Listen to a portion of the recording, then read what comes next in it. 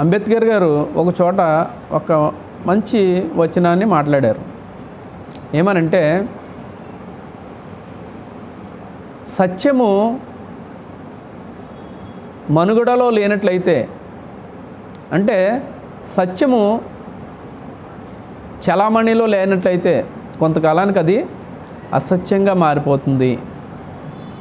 అంటే సత్యాన్ని అసత్యంగా మార్చేవాళ్ళు అనేక మంది ఉన్నారు.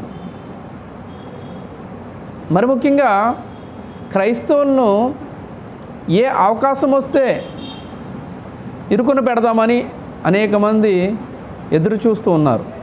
ఇటువంటి సమయాల్లో మరి సత్యం తెలిసిన వారు నోరు మూసుకుని కూర్చోవడం కూడా వాళ్ళని సమర్థించినట్టే అవుద్ది.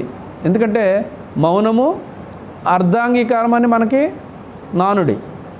కనుక సత్యం తెలిసిన వారు అసత్యంగా ఊరుకోవడానికి వీర్లేదు.